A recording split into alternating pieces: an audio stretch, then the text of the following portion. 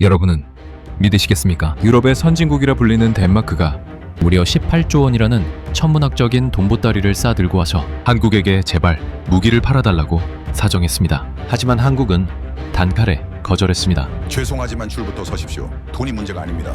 3년 뒤에 다시 오세요. 이것은 단순한 배짱이 아니었습니다. 불과 몇 년 전만 해도 한국산 무기를 아시아제 싸구려라며 비웃고 문전박대했던 그들에게 날린 통쾌한 한방이었습니다. 과거 덴마크는 한국이 매민 손을 2번이나 부르쳤습니다. 프랑스제가 더 좋다며 무시했고 이스라엘제가 더 낫다며 쳐다보지도 않았습니다. 그러나 우크라이나 전쟁이 터지고 안보가 위태로워지자 뒤늦게 자존심을 버리고 한국을 찾아온 것입니다. 하지만 한국은 돈보다 더 중요한 것을 택했습니다.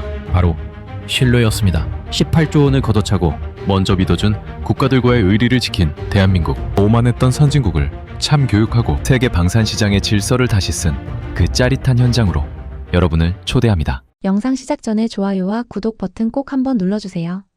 여러분의 응원이 저에겐 큰 힘이 됩니다. 그럼 바로 시작하겠습니다.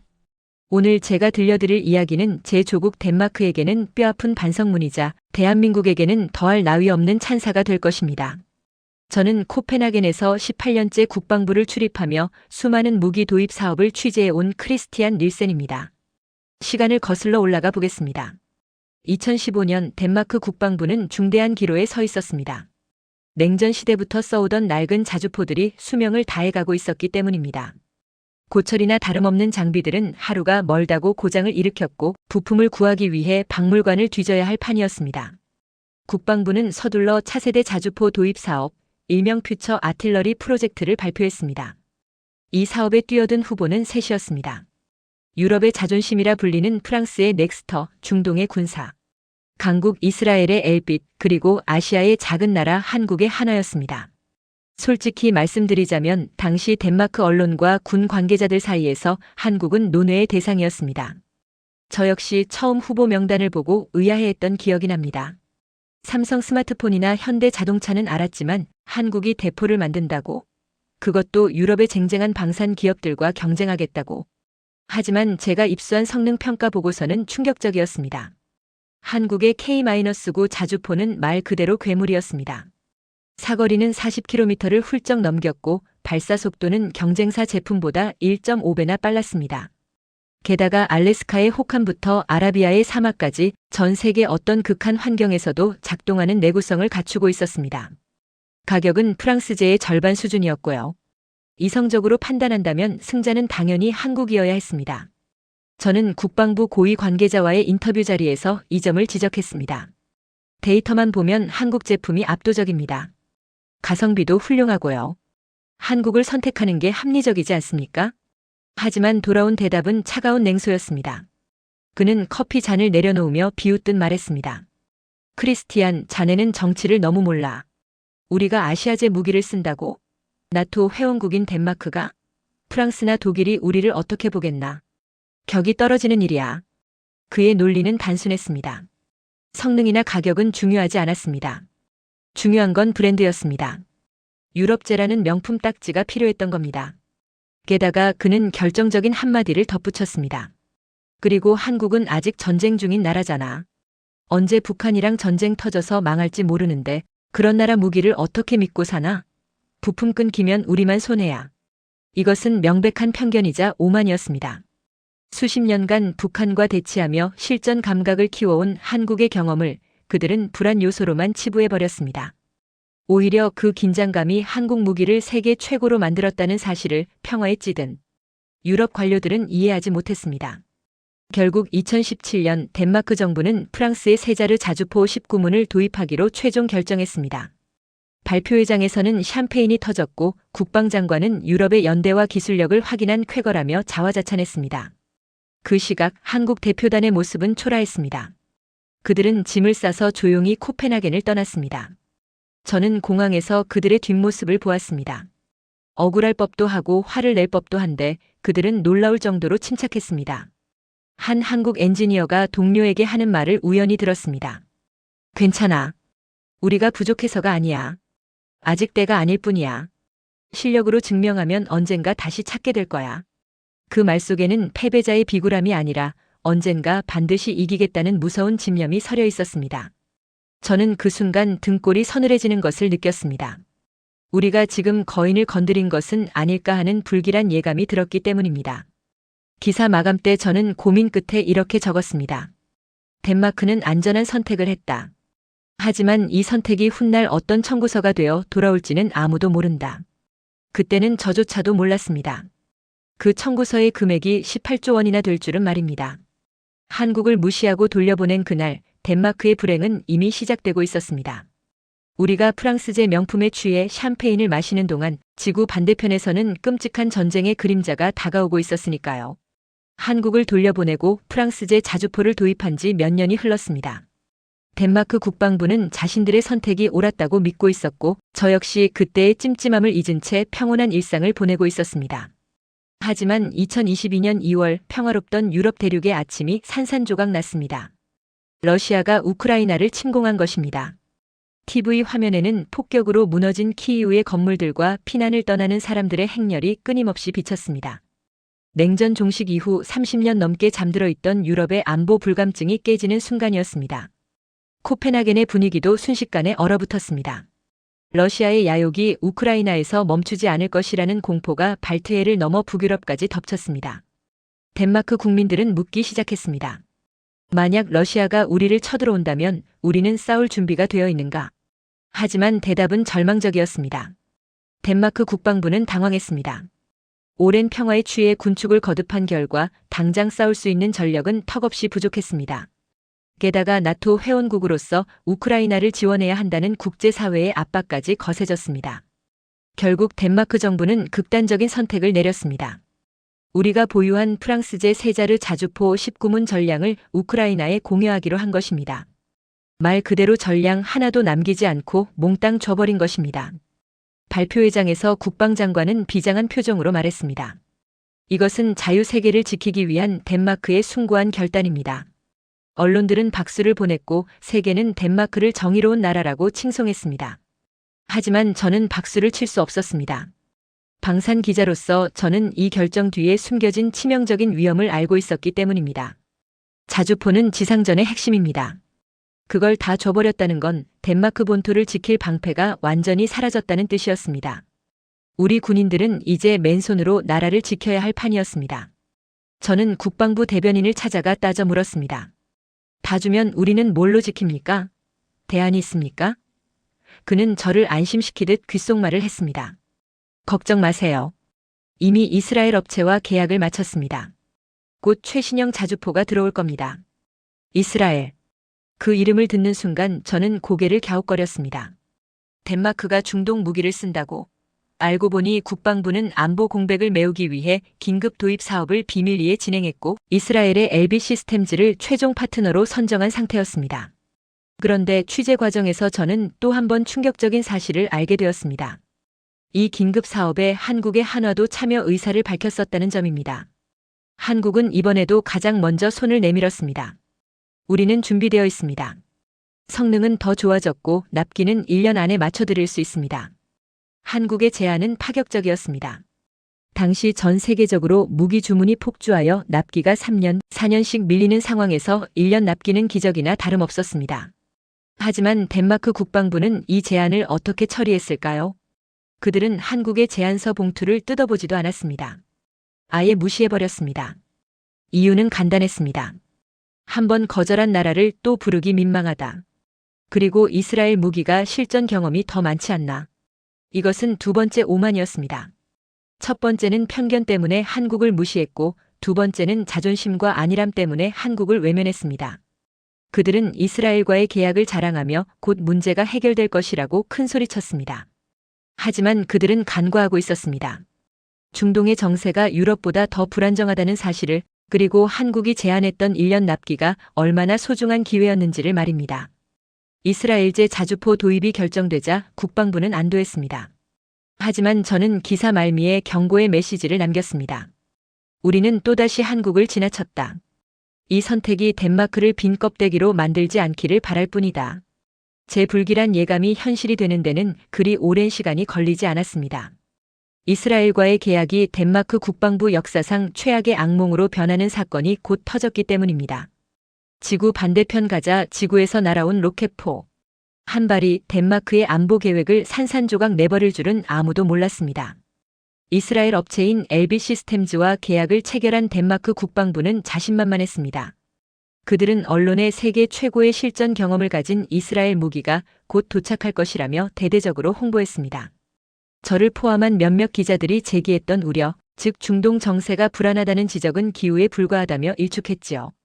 하지만 2023년 10월 7일 그들이 장담했던 모든 계획이 하루아침에 휴지 조각이 되었습니다.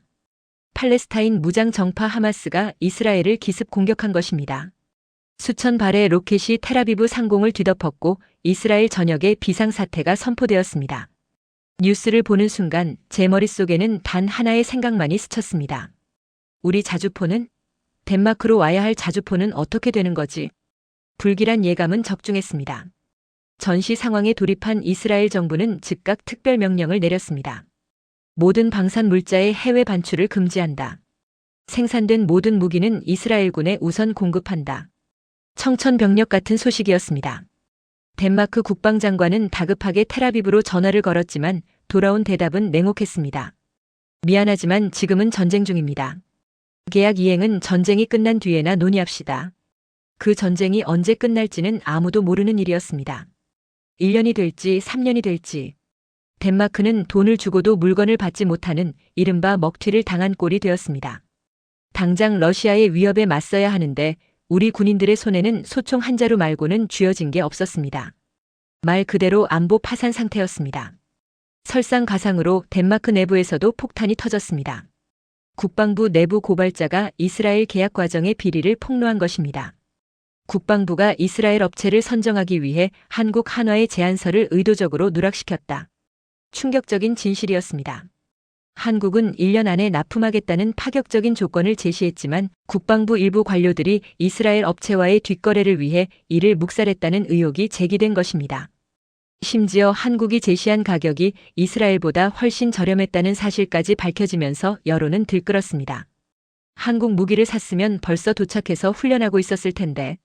돈 먹고 나라를 팔아먹은 매국노들. 국민들의 분노가 극에 달했습니다. 야당은 국방장관 탄핵을 요구했고 연일 시위대가 국방부 청사를 에워쌌습니다. 청문회장에 불려나온 장관은 땀을 뻘뻘 흘리며 변명했지만 이미 엎질러진 물이었습니다. 저는 그 혼란스러운 현장을 취재하며 씁쓸함을 감출 수 없었습니다. 만약 우리가 첫 번째 기회 때 한국을 선택했다면, 아니 적어도 두 번째 기회 때라도 한국의 제안을 진지하게 검토했다면 어땠을까요? 지금쯤 덴마크 평원에는 태극기가 그려진 K-9 자주포들이 든든하게 배치되어 있었을 것입니다. 전쟁 걱정 없이, 납기 걱정 없이 말입니다. 하지만 우리는 두 번이나 기회를 걷어찼습니다.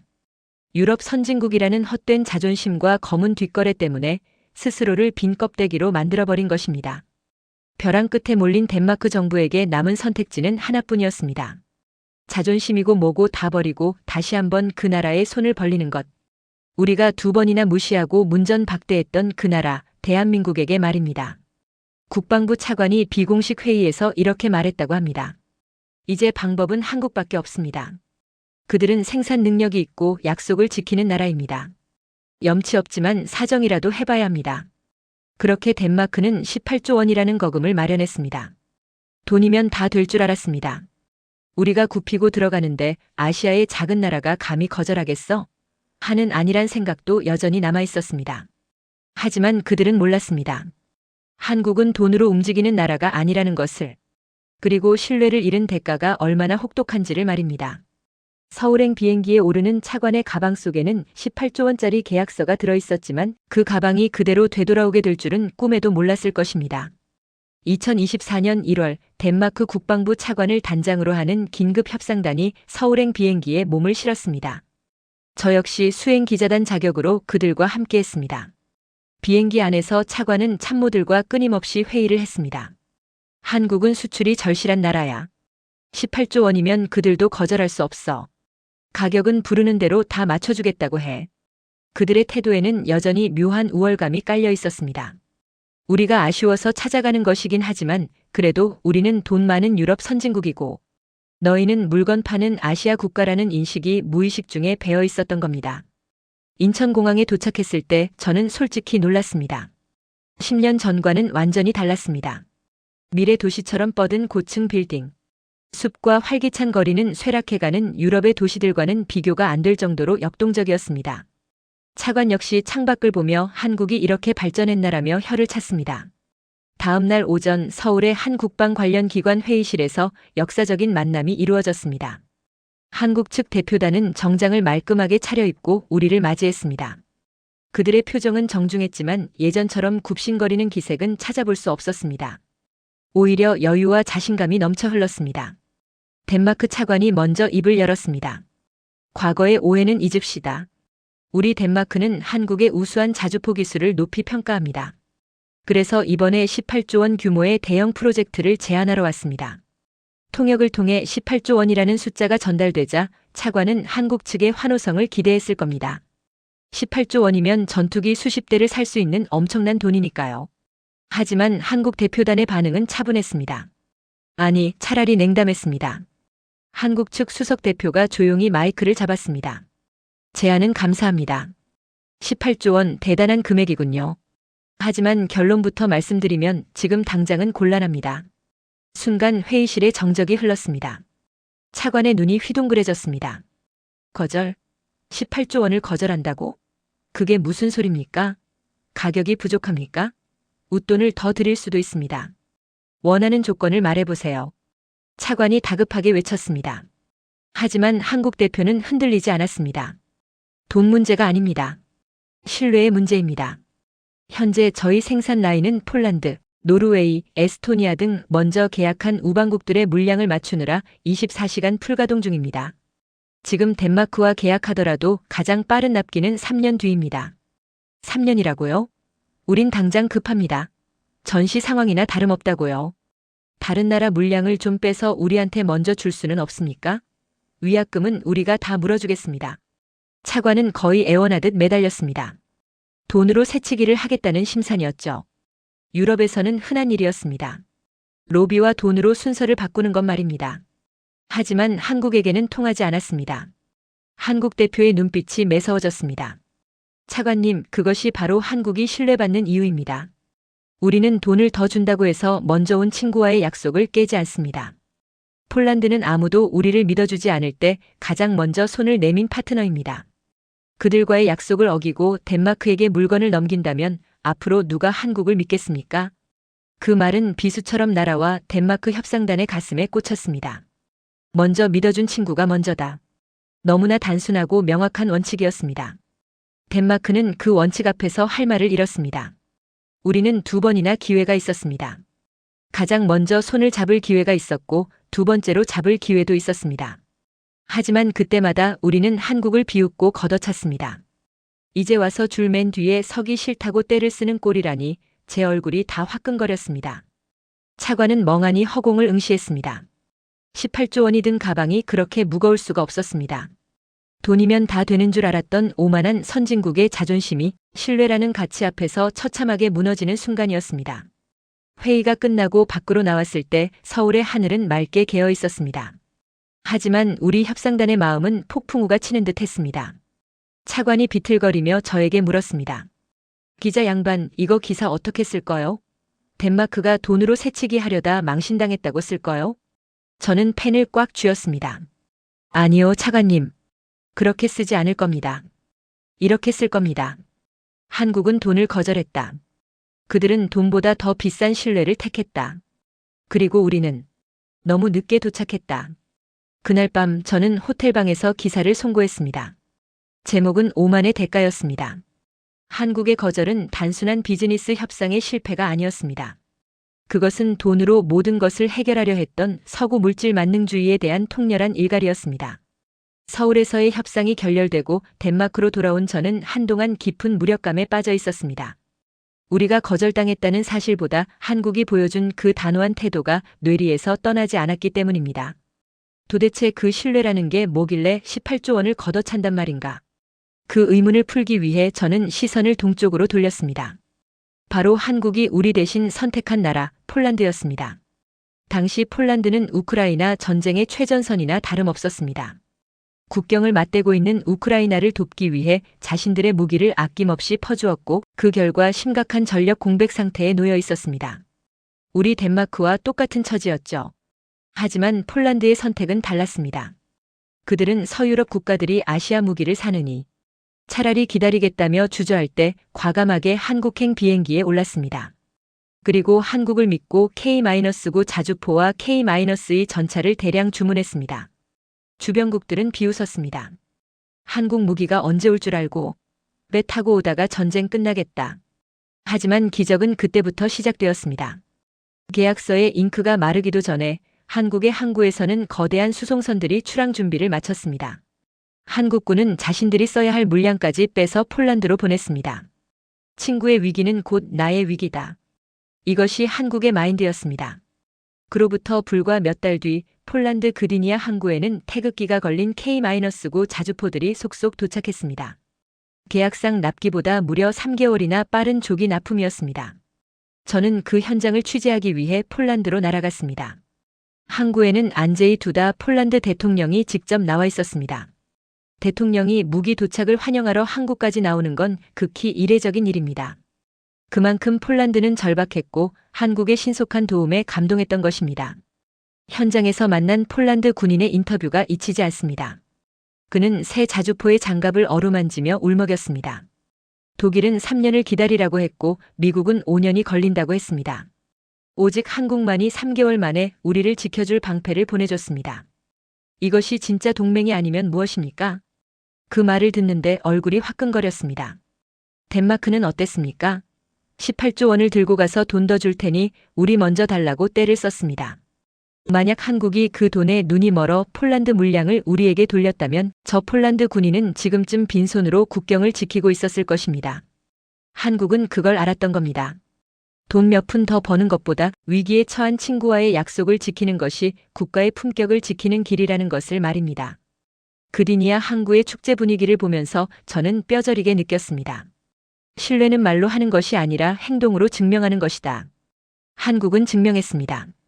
납기 준수는 기본이고 교육훈련, 기술 이전, 현지 생산 공장 건설까지. 그들은 물건을 파는 장사꾼이 아니라 함께 피를 나눌 준비가 된 전우처럼 행동했습니다. 폴란드 언론들은 연일 코리아 땡큐를 외쳤고 시내 곳곳에는 한글로 된 감사 현수막이 걸렸습니다.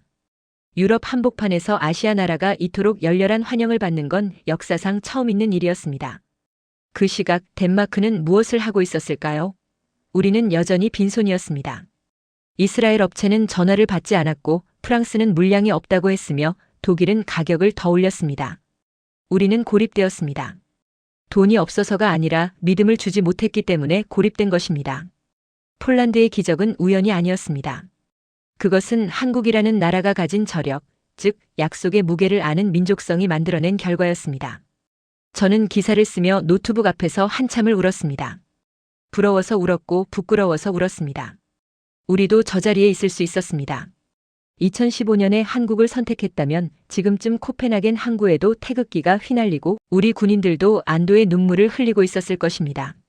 하지만 버스는 떠났습니다. 우리가 걷어찬 그 버스는 폴란드라는 새로운 친구를 태우고 승리의 경적을 울리며 저 멀리 달려가고 있었습니다. 2024년 6월 저는 폴란드 국군의 날 행사를 취재하기 위해 바르샤바로 갔습니다. 그날 바르샤바 시내는 거대한 야외 전시장을 방불케 했습니다. 수천 명의 시민들이 거리로 쏟아져 나와 자국 군대의 퍼레이드를 지켜보고 있었습니다. 퍼레이드의 선두에는 위풍당당한 한국산 무기들이 서 있었습니다. K-2 흑표 전차가 굉음을 울리며 아스팔트를 밟고 지나가자 시민들은 환호성을 질렀습니다. 그 뒤를 이어 K-9 자주포 부대가 질서정연하게 행진했고 하늘에는 FA-50 경공격기 편대가 태극 문양의 연기를 내뿜으며 에어쇼를 펼쳤습니다. 그것은 단순한 군사 퍼레이드가 아니었습니다. 우리는 이제 안전하다는 것을 전 세계에 선포하는 승리의 축제였습니다. 폴란드 국방장관은 연설에서 이렇게 말했습니다. 한국이라는 친구 덕분에 우리는 유럽에서 가장 강력한 육군을 보유하게 되었습니다. 이제 그 누구도 폴란드를 넘볼 수 없습니다. 그 자리에 있던 저는 가슴 한구석이 찌릿하게 아려왔습니다. 저 K-2 전차, 저 K-9 자주포. 원래는 우리 덴마크의 것이 될 수도 있었습니다. 우리가 조금만 더 현명했다면 저 환호성은 바르샤바가 아니라 코펜하겐 광장에서 울려 퍼지고 있었을 것입니다. 취재를 마치고 덴마크로 돌아온 저는 곧장 덴마크 육군의 주력 부대가 주둔한 유틀란트 반도의 기지를 찾았습니다. 그리고 그곳에서 목격한 풍경은 바르샤바와는 너무나도 달랐습니다. 공백. 그 단어 하나로 모든 것이 설명되었습니다. 자주포가 있던 경납고는 텅 비어 있었습니다. 바닥에는 기름자국만 덩그러니 남아있고 먼지만 굴러다니고 있었습니다. 훈련장에는 포성 대신 적막만이 감돌았습니다. 병사들은 포가 없어서 소총만 들고 제식 훈련을 하거나 낡은 트럭을 몰고 의미 없는 주행 연습만 반복하고 있었습니다. 부대 지휘관을 만나 인터뷰를 요청했습니다. 그는 한숨을 내쉬며 고개를 저었습니다. 말해 뭐합니까? 부끄러워서 고개를 들 수가 없습니다. 러시아가 훈련하는 소리가 국경 너머에서 들리는데 우리는 돌멩이라도 던져야 할 판입니다. 그의 말에서 깊은 절망감이 느껴졌습니다. 군인에게 무기가 없다는 것은 의사에게 메스가 없는 것과 같습니다. 아무것도 할 수 없는 무력감. 그것이 지금 덴마크군 전체를 짓누르고 있었습니다. 이 극명한 대비는 수치스러울 정도였습니다.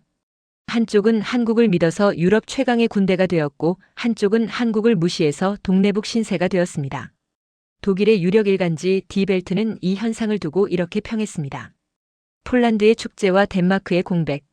이것은 유럽 방위 산업의 몰락과 한국 방산의 부상을 알리는 신호탄이다. 한국은 약속을 지켰고 유럽은 약속을 어겼다. 승패는 거기서 갈렸다. 정확한 지적이었습니다. 우리가 겪고 있는 이 공백은 단순히 무기가 없는 물리적 공백이 아니었습니다. 그것은 신뢰의 공백이자 전략의 부재가 만든 참사였습니다. 덴마크 국민들의 여론도 들끓기 시작했습니다. TV 뉴스에서는 연일 텅 빈 경납고를 비춰주며 정부의 무능을 질타했습니다. 폴란드는 되는데 왜 우리는 안 되나? 18조 원이나 있다면서 왜 무기를 못 구해오나? 국방장관은 또다시 의회에 불려나가 고개를 숙여야 했습니다. 하지만 사과한다고 해서 떠난 무기가 돌아오는 것은 아니었습니다. 저는 텅 빈 연병장에 서서 펄럭이는 덴마크 국기를 바라보았습니다. 한때 바이킹의 후예라며 바다를 호령했던 우리의 자부심은 어디로 갔을까요? 오만함이라는 안개에 가려 진짜 친구를 알아보지 못한 대가. 그 대가는 우리의 상상보다 훨씬 더 가혹하고 길었습니다. 우리는 이제 3년을 기다려야 합니다. 그 3년 동안 전쟁이 터지지 않기만을 기도하면서 말입니다. 반면 폴란드는 오늘 밤도 두 다리 뻗고 잘 것입니다. 한국이 보내준 강철 방패가 그들의 국경을 철통같이 지키고 있으니까요. 덴마크의 사례는 유럽 방산 시장에 거대한 충격파를 던졌습니다. 한때 아시아 무기는 거들떠보지도 않는다던 유럽의 콧대 높은 장군들이 이제는 한국 국방부의 전화번호를 알아내기 위해 혈안이 되었습니다. 제가 코펜하겐의 기자실에 앉아 외신들을 검색하다 보면 하루가 멀다고 한국 무기에 대한 기사가 쏟아집니다. 독일, 영국, 심지어 방산 자존심이 센 프랑스 언론들조차 한국을 배워야 한다는 사설을 싣고 있습니다. 바야흐로 새로운 질서가 도래한 것입니다. 과거에는 미국과 유럽이 무기를 만들고 나머지 국가들이 줄을 서서 사갔지만 이제는 한국이 만든 무기를 사기 위해 선진국들이 번호표를 뽑고 기다리는 시대가 되었습니다. 도대체 무엇이 변방의 작은 나라를 세계 방산의 중심지로 만들었을까요? 저는 지난 몇 달간 그 이유를 집요하게 분석했습니다. 그리고 4가지 핵심 요인을 찾아냈습니다. 첫째는 압도적인 기술력입니다. 한국은 휴전 국가입니다. 서류상으로만 평화로울 뿐 실제로는 언제든 포탄이 날아올 수 있는 최전선에 살고 있습니다. 그래서 그들의 무기는 쇼룸에 전시하기 위한 것이 아니라 당장 내일 전쟁이 나도 작동해야 하는 실전용입니다. 화려한 스펙보다 흙탕물에서도 굴러가는 신뢰성을 중시합니다. 유럽제 무기가 첨단 전자장비로 치장한 스포츠카라면 한국제 무기는 어디든 갈 수 있는 튼튼한 험비와 같습니다. 둘째는 가격 경쟁력입니다. 한국은 규모의 경제를 실현했습니다. 자국군을 위해 수천 대를 생산하고 이를 바탕으로 수출 단가를 낮췄습니다. 성능은 독일제와 비슷한데 가격은 절반입니다. 예산에 쪼들리는 유럽 국방부 장관들에게 이보다 더 매력적인 제안은 없습니다. 셋째는 놀라운 납기 속도입니다. 유럽 기업들이 주 4일제라서 부품이 없어서라며 5년씩 납기를 미룰 때 한국은 야근을 해서라도 맞추겠다며 1년 만에 물건을 가져옵니다. 전시 상황에서 시간은 곧 생명입니다. 한국의 속도전은 안보 불안에 떠는 동유럽 국가들에게는 구세주나 다름없었습니다. 하지만 제가 생각하는 가장 결정적인 이유는 네 번째, 바로 신뢰입니다. 한국은 약속을 목숨처럼 여깁니다. 폴란드와의 계약에서 보여주었듯 그들은 자국군의 전력, 공백을 감수하면서까지 동맹국과의 납기 약속을 지켰습니다. 반면 덴마크를 배신한 이스라엘이나 납기를 밥 먹듯 어기는 유럽 기업들에게 지친 세계는 이제 한국이 한다면 한다는 믿음을 갖게 되었습니다. 최근 노르웨이 국방부 관계자와 통화를 했습니다. 그는 한국의 K-2 전차를 도입하기로 한 결정에 대해 이렇게 말했습니다. 독일 전차가 성능이 조금 더 좋을지는 모릅니다. 하지만 전쟁이 났을 때 독일이 우리를 도와줄지는 확신할 수 없습니다. 그러나 한국은 다릅니다. 그들은 약속한 날짜에 정확히 전차를 보내줄 것이라는 확신이 있습니다. 이것이 핵심입니다. 무기 거래는 단순한 상거래가 아닙니다. 국가의 생존을 맡기는 동맹의 서약입니다. 한국은 그 서약의 무게를 아는 나라입니다. 지금 덴마크뿐만 아니라 루마니아, 핀란드, 영국, 호주까지 한국의 문을 두드리고 있습니다. 줄은 점점 길어지고 있습니다. 늦게 온 손님은 더 오래 기다려야 합니다. 덴마크가 3년을 기다려야 하듯 지금 고민하는 나라는 5년, 10년을 기다려야 할지도 모릅니다. 한국은 이제 갑의 위치에 섰습니다. 그들은 무기를 파는 것이 아니라 안보를 팝니다. 그리고 그 안보의 보증수표는 바로 메이드 인 코리아라는 브랜드 그 자체입니다. 제가 18년 전 처음 기자 생활을 시작했을 때 한국은 무기 수입국 목록에나 있던 나라였습니다. 하지만 이제 그들은 룰 메이커가 되었습니다. 서구 중심의 방산 카르텔을 깨고 실력과 신뢰로 무장한 새로운 챔피언이 탄생한 것입니다. 그리고 우리는 인정해야 합니다. 그 챔피언에게 줄을 서는 것이 부끄러운 일이 아니라 생존을 위한 가장 현명한 선택이라는 것을 말입니다. 서울에서의 협상을 마치고 코펜하겐으로 돌아온 지 어느덧 반년이 지났습니다. 하지만 덴마크의 상황은 여전히 살얼음판입니다. 우리 국경 너머에서는 여전히 포성이 울리고 있고 우리 군인들의 손은 여전히 비어 있습니다. 우리가 받아온 것은 한국산 자주포가 아니라 3년 뒤에 물건을 주겠다는 약속 어음 한 장뿐입니다. 3년. 평화로운 시기라면 눈 깜짝할 사이겠지만 전쟁의 공포 앞에서는 영겁의 시간과도 같습니다. 우리는 그 시간 동안 러시아가 덴마크를 쳐다보지 않기만을 간절히 기도하며 하루하루를 버텨야 합니다.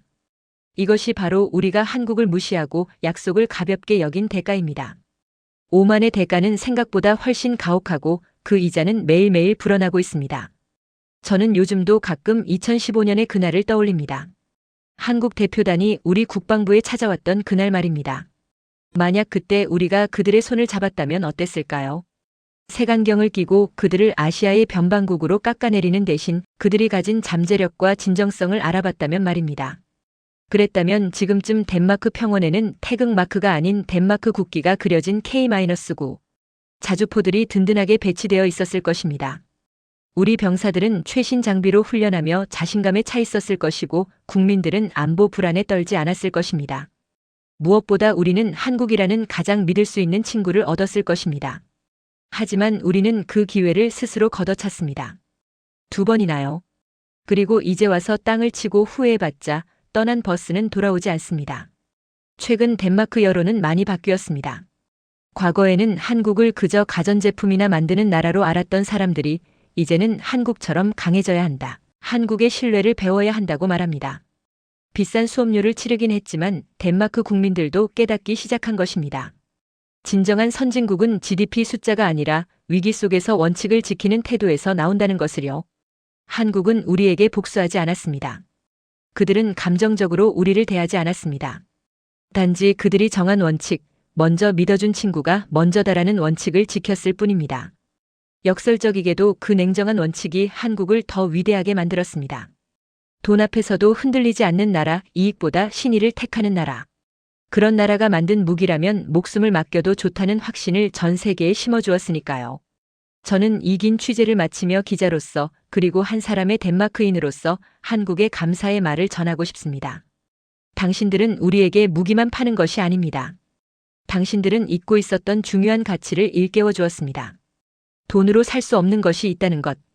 그리고 신뢰는 쌓기는 어렵지만 무너지는 건 한순간이라는 것을요. 우리는 이제 3년을 기다립니다. 그 시간은 우리에게 벌이 아니라 신뢰의 의미를 다시 배우는 자숙의 시간이 될 것입니다. 그리고 언젠가 그 3년이 지나 우리 땅에 한국의 무기가 도착하는 날, 우리는 진심으로 당신들을 환영할 것입니다. 그때는 단순한 거래처가 아니라 늦었지만 진정한 친구로서 손을 맞잡고 싶습니다. 대한민국, 당신들은 정말 대단한 나라입니다. 전쟁의 폐허 속에서 일어나 세계를 놀라게 했고 이제는 세계를 감동시키고 있습니다. 부디 그 초심을 잃지 말고 앞으로도 정의와 원칙을 지키는 강한 나라로 남아주십시오. 먼 훗날 제 아이들에게 이 시대를 이야기해 줄 때 저는 이렇게 말할 것입니다. 그때 아시아의 작은 나라가 거인들을 깨웠단다. 그들은 총칼보다 더 강한 무기를 가지고 있었지. 바로 믿음이라는 무기였어. 지금까지 코펜하겐에서 크리스티안 닐센이었습니다.